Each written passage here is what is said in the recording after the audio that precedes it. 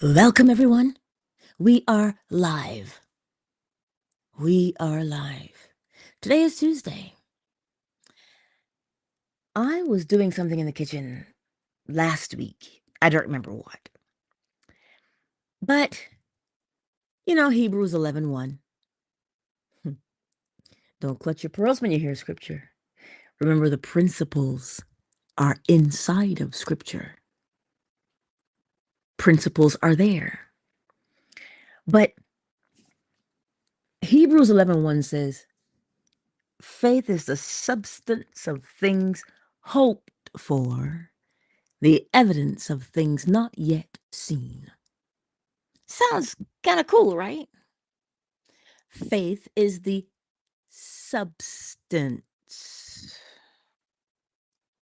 Substance. Faith is the substance. Remember the principle of gender. Masculine is invisible. You don't see that idea. You don't see that thing that you, quote unquote, hope for. We'll talk about hope another day, but it's a word. You don't see it on the outside because it has not yet been embodied. So it is invisible. But I decided to poke around with the Ethiopian Bible. And the Aramaic Ethiopian Bible. And the literal translation is, and faith is that which makes certain the things we hope for, and that which explains or proves the things we do not see. Oh, faith is that which makes certain.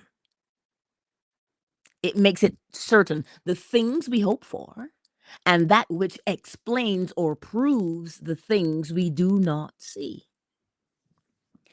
So let's look at the principle of gender here. Right? Remember, masculine, that thing is invisible. Meaning, you are the only one who knows about it. You know that it is what you want to become. You know that. But nobody else sees it on the outside because they're on the outside looking and they can't see it. So when you say to someone, oh, I want to change my life, I want to become this, because they cannot see it, they don't think it is possible. And one of the reasons why you keep these things to yourself is because people, yes, can be well-meaning. And they say things like, yeah, but nobody's ever done that in our family before. Yeah, but I don't think that's possible. Remember the parable of the sower who went out to sow. Some of the seeds fell on the road, and what happened? The birds ate them up. So when we are sharing or sowing our invisible, a bird can come along and eat it up. So you and I, before we, get all excited and go out and say, oh my God, let me tell you what I'm going to do in my life. Nurture that seed. Remember, it is masculine. It does not yet have form, but it has substance, though. What do you mean, Angela, it has substance? Why do you think it is your idea? The idea is the substance from which you will embody the outcome.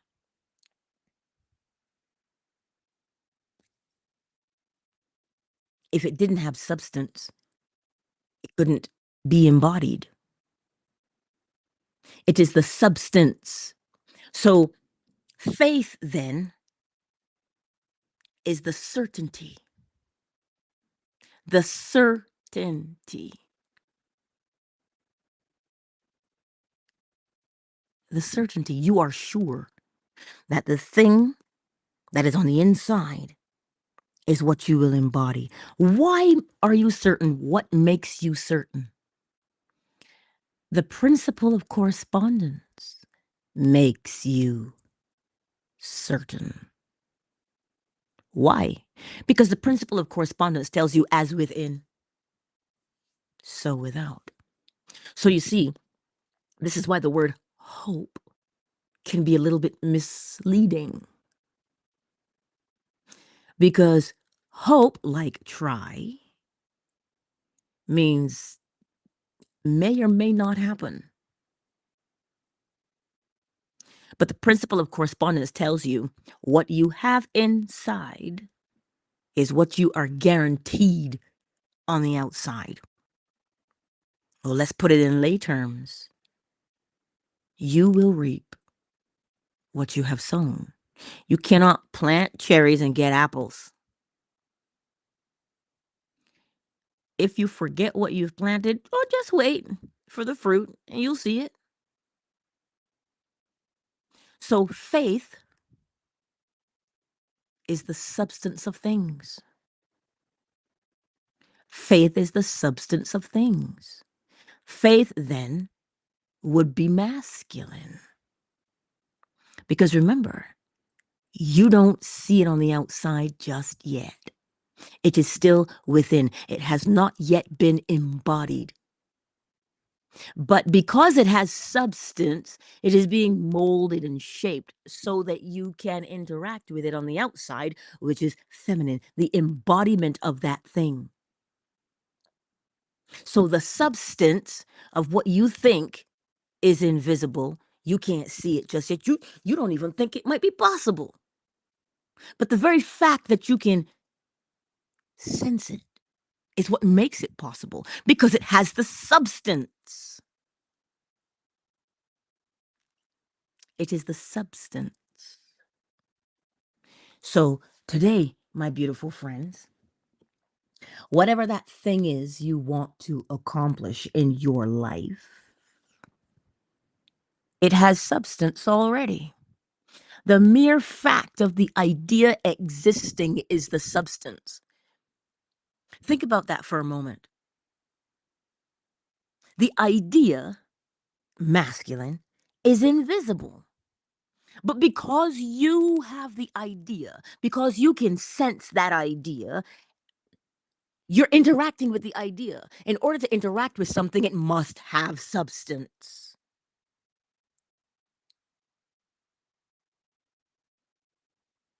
So faith is the substance of things. It is the substance. It is the masculine. It is substance. You can't see it just yet. Meaning you know that it's there, but you don't have to wish for it. The very fact of knowing that it is there within, you are told, as within, so without. You don't have to be convinced of as within, so without. You don't have to believe that. You observe it. So that way you know whatever you plant. If you plant tulips, you will not be pruning roses. So you will only be pruning the plant that you planted. What did you plant? Well, what are you pruning? They always have to match. So this inner substance that you want to embody or become is inevitable. You do not have to dance naked in the moonlight or do any ritual to make it happen. You just simply need to know that what you plant, you reap. And you know this already. But the principle of correspondence also tells you as above, so below. As above, so below. So it's telling you to bring from below, which is the physical, and take it up to the mental. So if you know that on the earth we plant corn, we reap corn, then as above, in the mind, what you plant here in the mind that seems to be invisible, it tells you what you plant in the mind, you will live out. What you plant in the mind, you will experience. So then, when you hear that faith is the substance of things that are not yet seen, remember the principle of gender, and you will reassure yourself to understand this phrase: all things are possible.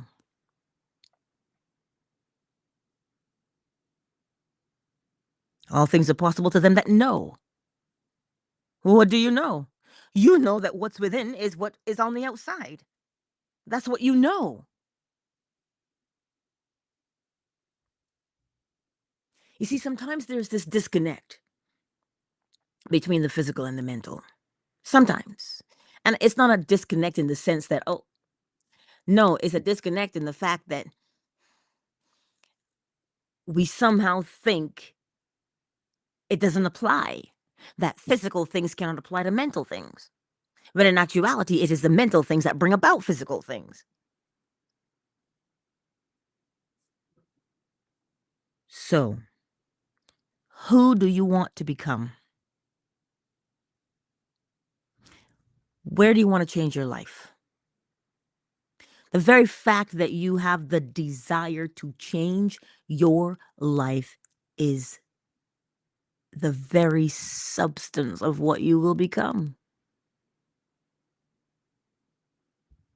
It is not, well, wish for the best.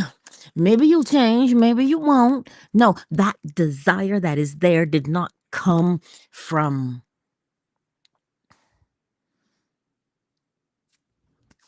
I don't know, it didn't come from nowhere. It came from you. As within, so without. And they emerge naturally. Our desires emerge naturally. Well, how do you mean? Well, if you're hungry, what's the natural desire? To eat. You're thirsty, the natural desire is to drink. You're bored, the natural desire is to be entertained. They happen naturally. So, whatever that thing is that you want to become it because something is going on that gives birth to that thing, that desire. The desire is the effect. So, the encouragement for us today is to know that that thing within, that desire to become, it is already fulfilled. So long as you have it within, it must be embodied. Well, indeed, if you change your mind and say, I don't want to be that anymore, the moment you change your mind and you take on something else, well, then you change the outcome as well. Obviously. If you say, oh, shoot, I don't want peas, I want carrots. So then you plant carrots instead. Well, then you won't get peas. So whatever you change your mind to is what you'll become. So when you hear that word faith, faith is the substance of the thing you want to become. But we think faith means to believe in something that is unseen. It is not a believing, it is a knowing that what is within is what will be experienced on the outside.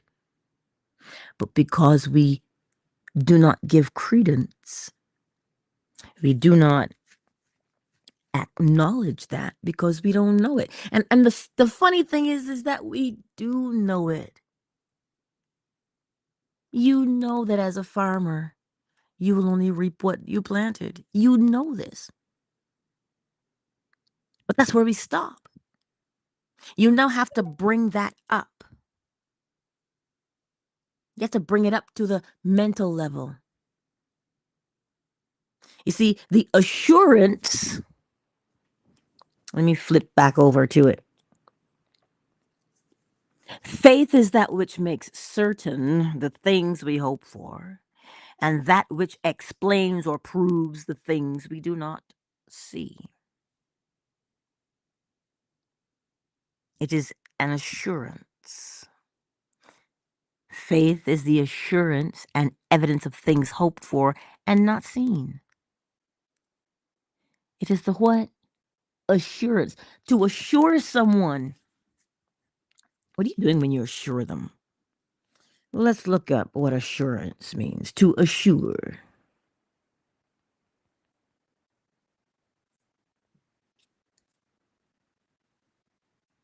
A positive declaration intended to give confidence. You know, when somebody assures you of something, they say, you know what? Everything's going to be all right. They want to instill confidence within you to know that this thing is real and it's going to happen. So when you want to change your life, you are assured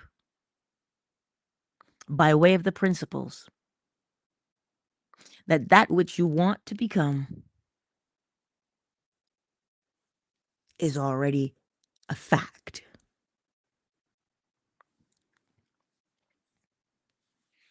So how do you walk in that assurance? You walk in that assurance by rehearsing the mental attitude. By rehearsing the mental attitude of who you want to become. So that we're not just running around saying vain repetition. I think I can, I think I can, I think I can. No, we don't run around doing that. We walk around with the assurance, what? The knowing that faith is the substance of this thing that you think is invisible, that people don't think is possible. Because you can sense it in your mind's eye. Masculine. Because it is not yet embodied, which would make it feminine. Feminine equals form.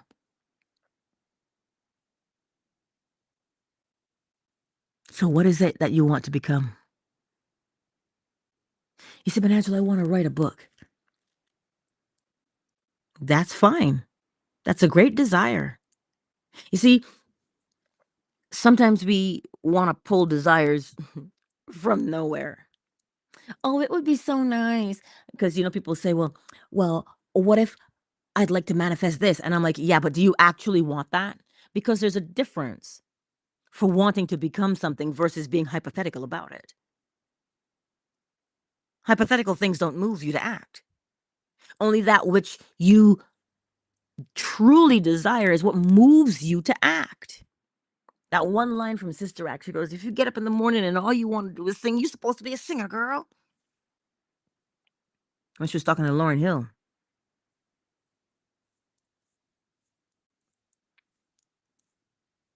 That thing that moves you, that is the true desire. So, what are you going to do about it? And the thing here is, we don't have to force these things to happen. You don't have to force it to happen. That invisible thing that has substance to it. That substance, we call it faith. If you wanted to be creative, the substance is the ether. We can't see it, but it molds and shapes itself, though, to take on form. It's the ether. If you could see it with the naked eye,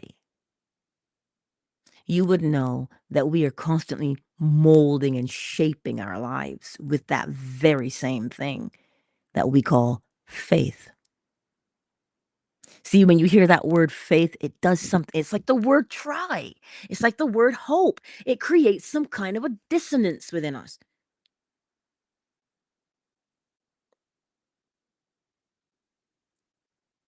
So, if then you use the principle of gender, it may make your life a little simpler. Because remember, the masculine is the unformed thing, it is invisible, it is not yet embodied on the outside. So it has to move from inside out, right? It has to move from the inside to the outside. What makes it move from the inside to the outside? Well, that would be you. If we think in terms of gender, masculine and feminine, not male or female, because the male form is feminine. The fact that you can recognize a man or a woman, it has form. So that's what makes it feminine. Okay? Remember that. So, masculine is that desire that you have, that idea that you have. A seamstress, a tailor, a potter, they all start. You don't know what that dress is. You don't know what that suit is. It is in their mind's eye. But when they act, which means they're going to draw it out, they're going to make a pattern. You see that pattern? Now the pattern is the thing in the middle, it's the bridge. And now they gather all of the materials. They don't have to force it. The moment they get the idea to make a dress, they know, oh, I want it to be silk. I want it to be satin. They just go and they get the material. It is a natural progression from idea to embodiment. So now the material is what is feminine because it takes the shape of the dress. This is what we're doing. So that which is on the inside, which is in the mental realm, the invisible, so long as you have that image there, that image is the substance you're going to form the final product with. So faith is the substance of things, not the blind believing. Because that word, it just truly creates dissonance. So to grasp it and apply it to your life, perhaps masculine and feminine would be a little bit easier. Because you know the masculine is just the idea, the seed that is planted. But then you have to act.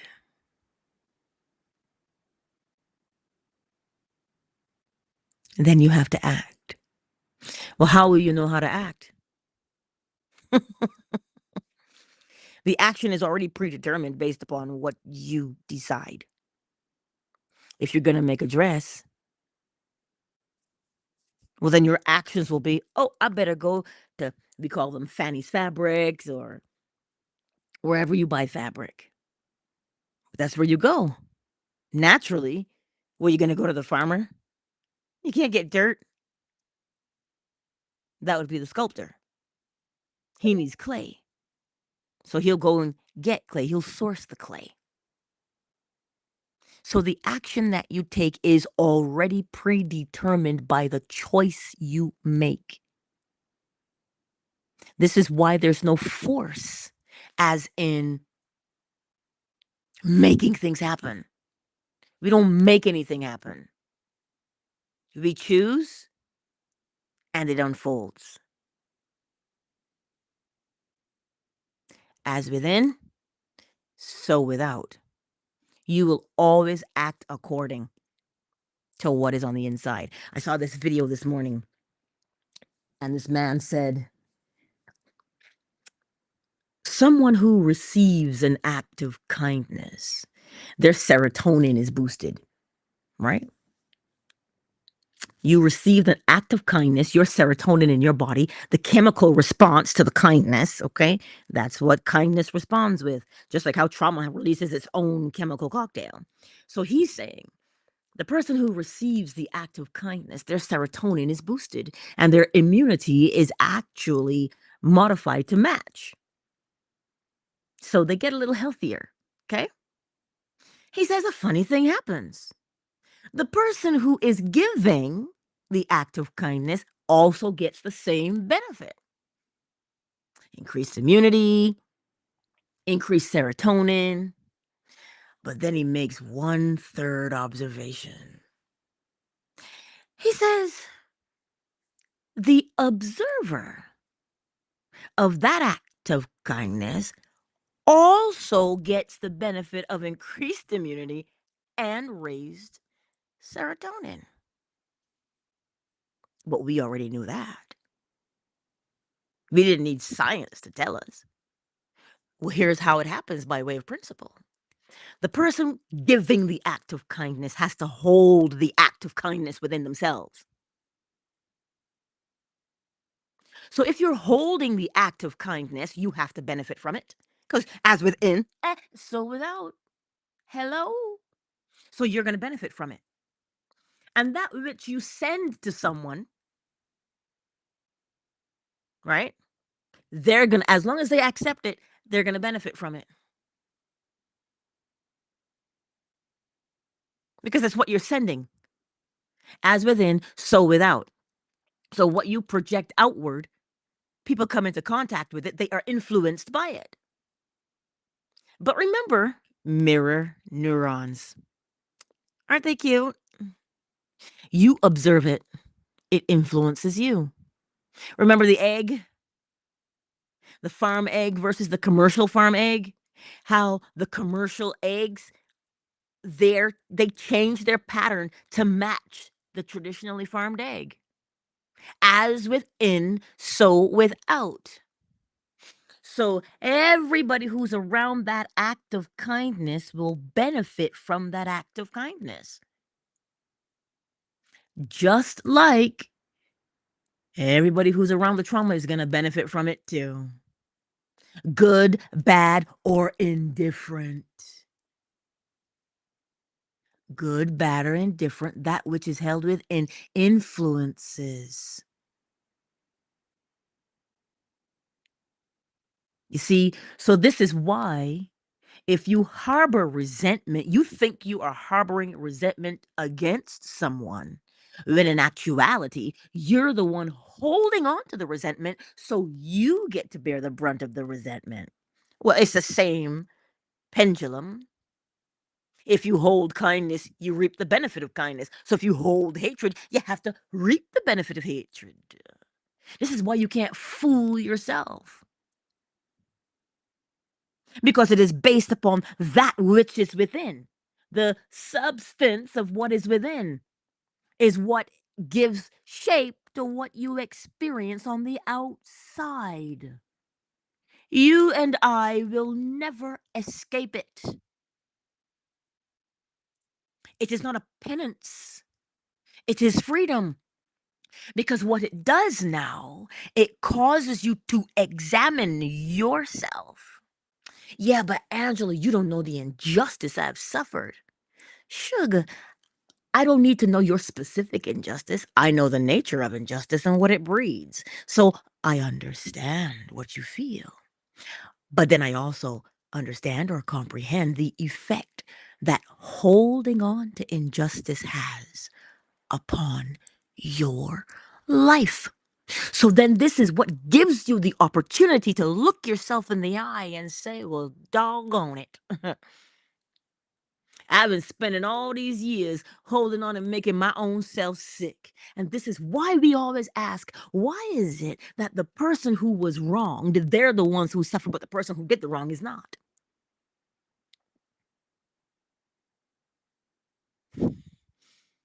Because you're the one holding it. The substance of the thing that you don't see on the outside. The substance of what you're holding on to is what takes shape in your world. So the next time you hear faith is the substance of things hoped for, the evidence of things not yet seen,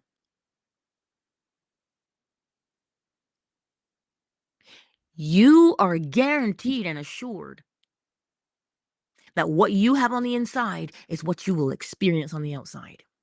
Period. So today, my beautiful friends, we keep looking around for quote unquote the stumbling block in our lives. You know that story. don't judge don't judge the speck of dust in your brother's eye, but you got a plank in yours. Mm, mm. Ooh, I tell you sometimes. These principles. Whew.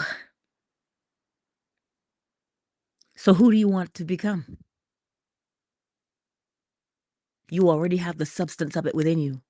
Now mold and shape the substance. How do you mold and shape the substance? The substance has a mental attitude.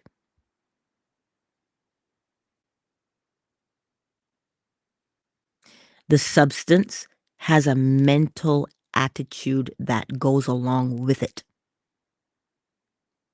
That's how you can describe it. That's how you know what you're looking at. It has a pattern of behavior, right? So, what is that pattern of behavior? That mental attitude brings about a physiological response in your body. Remember the act of kindness boosts immunity and serotonin. You know, the feel good hormones, right? So, that mental attitude has a way of making your body feel. So, when you say, well, I want to become, you could whisper it to yourself. It has a mental attitude, and that mental attitude has a way of making you feel naturally before you interrupt it. Don't interrupt it with, yeah, but I don't have the qualifications. Yeah, but I don't know the right people. Don't interrupt it with that. Just see it for what it actually is. Just see it for what it is, what you want to become. See it without judgment. Judgment is the stick in your spoke and you'll go flying over the handlebars. So, who you want to become has a mental attitude that accompanies it. And that mental attitude has a physiological response inside your body. So, if you take some time, and this is why Neville Goddard uses the state akin to sleep, he says, you bring up the mood, the mental attitude, but then you feel it, how it feels in your body as it responds. And you sit there with it. How long can you sit there with it for? How many times can you sit there in the day? Now, remember what you're doing while you're doing this. You are training your neurological pathway to fire in that way every single time so that you live it out on the outside. Remember, there has to be a pattern for you to follow. So that is why rehearsal is the pattern. So if you rehearse the pattern of complaining, if you rehearse the pattern of gratitude, if you rehearse the pattern of kindness, rehearse the pattern of trauma, then you have to live out the pattern. So, what pattern are you going to rehearse? Because it's not blind.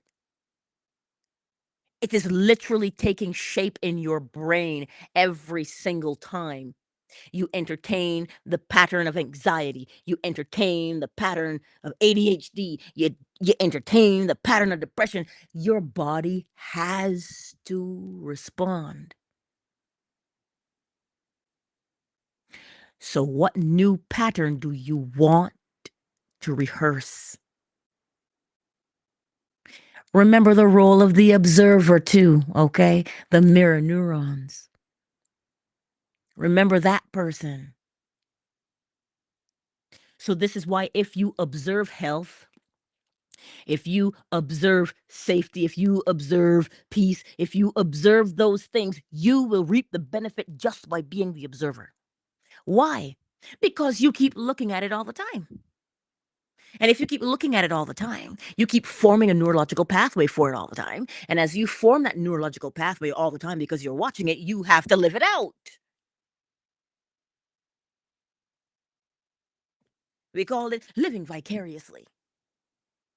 But now you understand how one lives vicariously because it triggers the formation of a neurological pathway in the brain. This is how children learn by observation. They fire. This is why if you neglect the child, the neurological pathway does not form.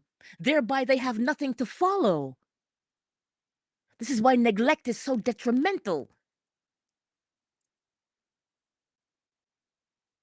But the great news is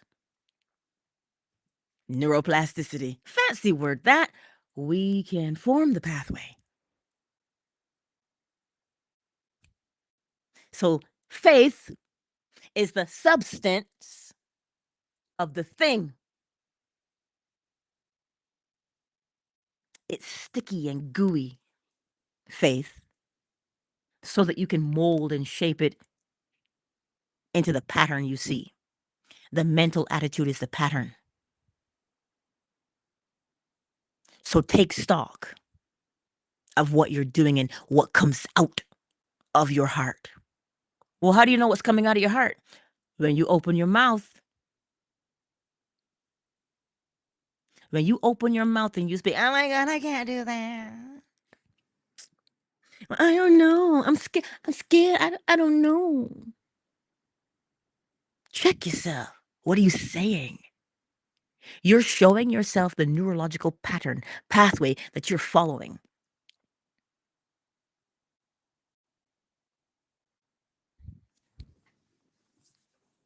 I trust.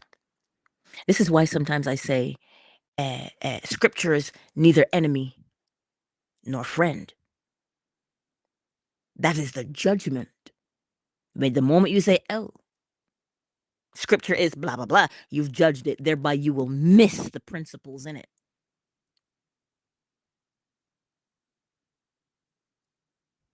The principles are everywhere. Everywhere. If you ask that Buddhist nun who invented Wing Chun, you know where she invented it from? Allegedly, as the story goes. She said, well, not, she didn't say, allegedly, as the story goes, their monastery was destroyed. And she was one of the few survivors. And she realized that these are big, brutal men who destroyed the convent, the temple. She goes, I can't fight them on their level. So as she was wandering, as she was escaping, she says, there has to be something. You see, she said, there has to be something I can do to preserve my life. See, so there was faith, there was a substance. She knew there was something she could do. She didn't know what.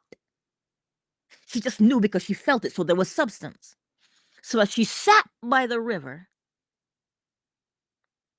along comes a crane. Caw-caw! I don't know what sound a crane makes, but you know what a crane looks like. It got the wings, right? Yeah. Beautiful bird, long neck and sharp beak, eh? And then a snake. And these two begin to fight. And she's watching what they do. She saw that the snake is direct with its attack. Its forward motion. It is coiled and it's ready to spring in any direction because the energy is coiled within the snake and it can go in any direction. And he will land specific blows in specific spots. But here's the crane. The crane has these beautiful wings and he deflects. The bat. The snake strikes bat, bat. He bops it away. And she says, well, that's it. I got to be like them. I got to be direct and fast because that's what the snake is. He's direct and he's fast with his hits. But I also have to deflect. So she developed Wing Chun, as the story goes, allegedly. That's how she developed it, through observation, because the need for survival arose. She wasn't just walking through the fields one day, picking daisies, talking about, I want to be a great master. No, something happened that caused her to contemplate, I must do something. There is something I must do. And the moment she said there's something I must do, substance was there. And no one could see the substance yet. She felt the substance, but then she saw it appear before her eyes in the form of nature, crane and snake. And she said, fine, I will do what you do. I will follow the pattern of what you do, and I will develop. But what did she develop? Oh, sure, she could do the moves. It was the mind that she developed. Because if you think about it, if you're just using power without thought, without contemplation, you're now a weapon. But she recognized there will be instances in life where I need to protect myself as I go through the world. The crane doesn't just fly around beating things up. It lives. But don't get it twisted. It will fight you if it needs to. Same for the snake. It just lives. So she says, I will live peacefully and move with things as I need to. That takes great thought. But look at where it emerged from. You understand? So today, my beautiful friends, faith is the substance of things. It is the invisible substance. It is masculine. And the moment you give it form, it has moved from masculine to feminine, because it has form so you can do it, so you can live it out. So that space between invisible and visible, that space in between right there, is the assurance that that which is on the inside is what is embodied on the outside. So you see, my beautiful friends, today, the desire you have to change and to become who you want to become has substance. Take your time with it, and you will be directed. Who's going to direct you?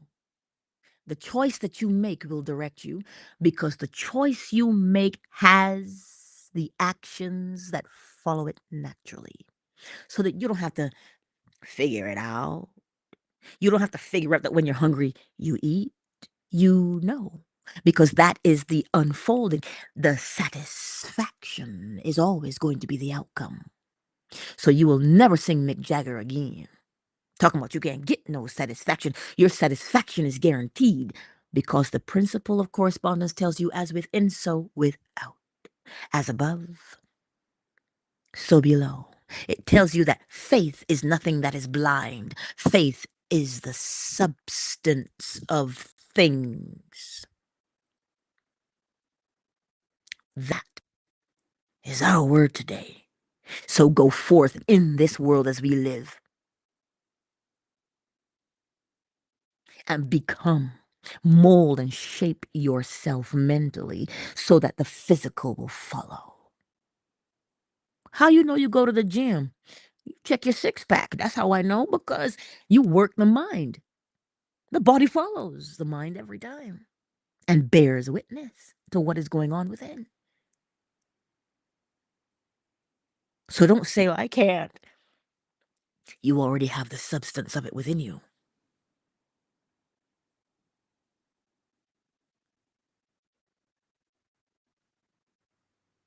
I trust that makes sense for you today, and that you will apply it.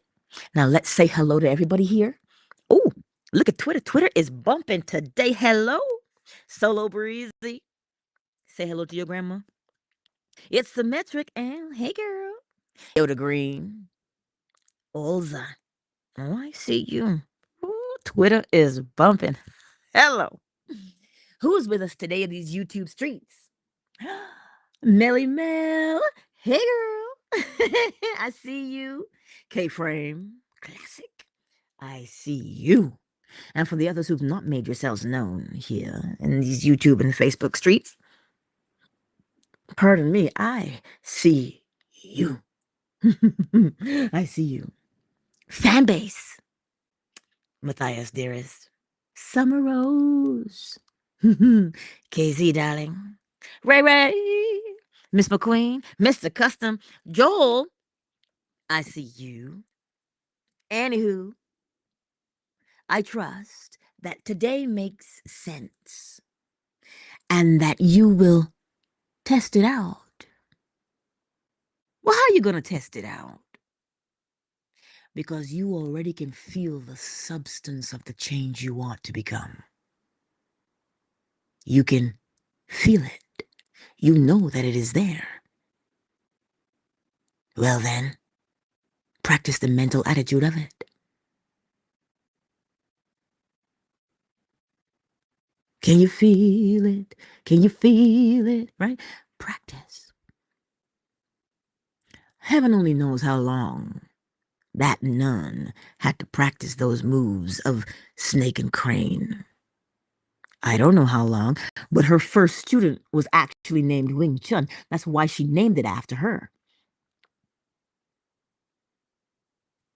She took 3 years to train her. Now, why did she train her? Because a brutal warlord said, "You will marry me, you have no choice." And she says, "Oh, sir, it cannot be." And he says, "Fine, fight me. And if you win, you can have your freedom. And if you lose," we know how that story went. So she trained, allegedly, for 3 years with this nun. 3 years. And we always ask, oh my God, how long is it going to take? She practiced and trained relentlessly for 3 years because she had to. She did. And needless to say, we all know how the story turned out because she whooped his ass. What? Well, he was bigger. But she was like the snake and the crane. She got in real close and just bat, bat, bat, bat. And she just, you know how the snake is rapid fire, right? To strike? Oh, yes. And then as quick as the crane to deflect his blows. Oh, indeed. And that's why we can say the word, her name, Wing Chun, today. Allegedly. That's how the story goes.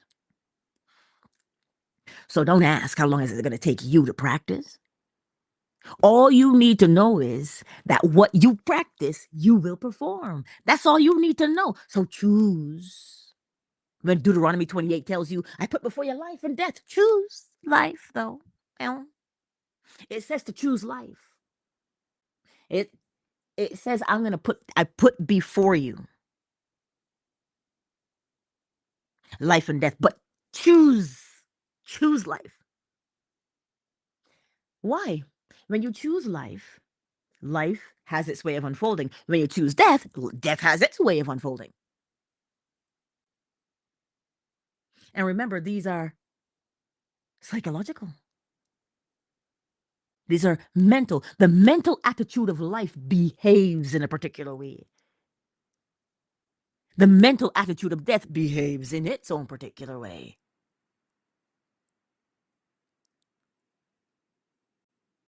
So, choose. Because that thing that you've chosen has substance to it. And the substance is on the inside, and it will take form on the outside. This is guaranteed.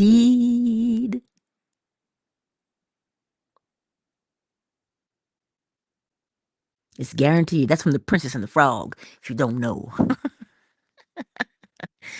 That was the last word they sang. So, don't let me keep you, because YouTube is telling me 50 minutes. You've been yakety yakking. Anywho, I will see you again tomorrow, right here. YouTube, Facebook, Twitter, fan base. Oh, yes, my darlings. And you know, 7 a.m. Eastern Standard Time. I look forward to seeing you. And remember, check out positivelyangela.com. Check it out and send me a note or something. Let me know that you're, kicking it with us. Let me know how things are going. Okay? Holla at your girl.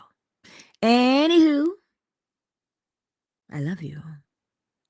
And a little bit, did he sing this morning? Yeah, he did. He sang a little bit this morning.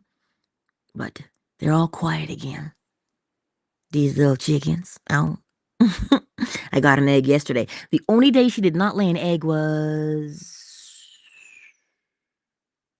I want to say Thursday. She didn't lay an egg. But we've got 7 eggs already. Remember, the pattern is 9. 2 more days. And then she stops. At least that's what I remember. 9 eggs. So anywho, I'll keep you posted as usual. And she's so sweet. She just is. And so is Little Bit. My handsome feller. Countdown initiated. 5, 4, 3, 2, 1. Much love to each and every one of you. I'll see you on the morrow.